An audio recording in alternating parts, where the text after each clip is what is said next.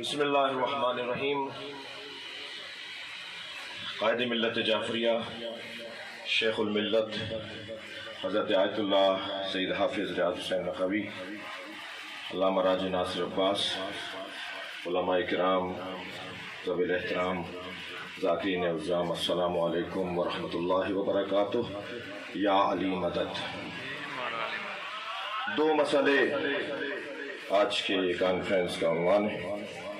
ولایت امیر المومنین علی بن ابی طالب علیہ السلام کا مسئلہ۔ عجیب داستان ہے۔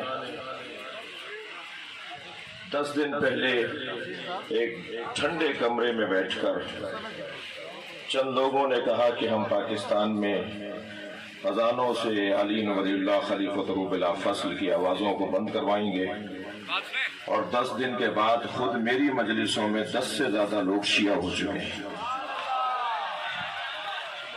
اور یہ بات ہمیں امام حسین علیہ السلام سے، ان کی حکمت سے ملتی ہے کہ جس حق بات کو روکا جائے اسے کثرت کے ساتھ انجام دیا جائے۔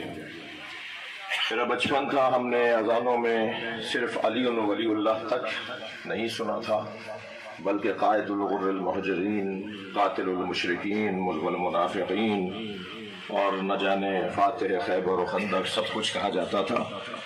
اور جب امام سجاد سے پوچھا گیا کہ تمہارا نام کیا ہے تو آپ نے فرمایا علی۔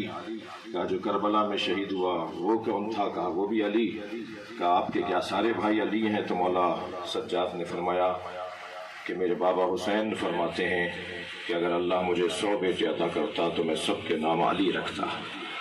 تو اگر اذانوں سے علی ولی اللہ ہٹانے کی بات ہو تو میں تو بزرگوں کی رائے کا منتظر ہوں کہ پھر اب ایک حکم ہونا چاہیے کہ خلیفۃ بلا فصل بھی نہیں بلکہ مولا علی کے سارے القابات اذانوں میں کہے جانے چاہیے، اس لیے کہ جب وہ علی ولی اللہ کی جزویت کا کو آپ نے سمجھوتا کر لیا تو پھر آپ اور چیزوں کا بھی سمجھوتا کر سکتے ہیں۔ ایک تو عنوان ولایت علی کا، دوسرا عنوان عزاداری کے تحفظ کا۔ دیکھیے، ان غریب اور مسکین لوگوں سے اور مجبور لوگوں سے یہ کہہ دیا جائے، پہلے تو پاکستان میں ہمارا کوئی دشمن نہیں ہے، جو ہم سے دشمنی کا ٹائٹل لیے پھرتے ہیں وہ اس قابل نہیں ہے کہ تشیع سے دشمنی کا عنوان رکھیں۔ شیعت سے دشمنی کرنے کے لیے قابلیت چاہیے جو ان میں نہیں ہے۔ ایک جنگ کے اندر مولا کے سامنے ایک شخص آ گیا، مولا کی برہنہ تلوار کو دیکھ کر کپڑے اتارنے لگا۔ مولا نے منہ موڑ کے فرمایا یہ اس قابل نہیں ہے کہ علی اس پہ تلوار چلائے۔ اس ملک میں ہمارا کوئی دشمن نہیں ہے، ان کی حیثیت ہی نہیں ہے کہ یہ ہماری دشمنی کریں۔ یہ جتنا ہمارے خلاف بول رہے ہیں اتنا ہی امام کے ذکر میں اضافہ ہوتا جا رہا ہے، اور اس قوم کی ابوہت اور جلالت میں اضافہ ہوتا جا رہا ہے۔ ہمیں عزاداری سید الشہداء سے اس لیے بھی کوئی نہیں روک سکتا کہ ہم پیدا ہونے سے پہلے کے حسینی ہیں۔ ماں کے شکم میں بچہ نہ سنتا ہے، نہ دیکھتا ہے، نہ چکھتا ہے، نہ سونگتا ہے، نہ لمس کرتا ہے، صرف سنتا ہے۔ تو ہم جب ہماری ماں مجلس میں ہمیں لے جاتی تھی ایام حاملگی میں تو ہم تو اس وقت سے حسینی ہیں، تو ہم سے تو کوئی اس ذکر کو چھین نہیں سکتا۔ اگرچہ فیصلہ کن خطابات قائد ملت کے، شیخ الملت کے اور حضرت آیت اللہ کے ہوں گے، اور ابھی حضرت راجہ ناصر صاحب کا خطاب، لیکن ہماری جو اصلی طاقت ہے بہت قریب سے دیکھ رہا ہوں پورے پاکستان میں، لوگ عاشق ہیں، لوگ محبت کر رہے ہیں، لوگ منتظر ہیں کہ کسی طرح عوامی اجتماع کا اعلان کیا جائے۔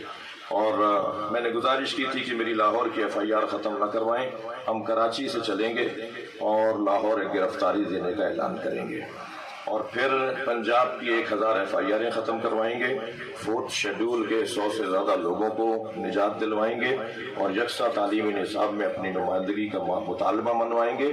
اور چوتھا مطالبہ ہمارا یہ ہے کہ FIR کاٹنے کا اختیار بیچارے SHO سے واپس لے لیں۔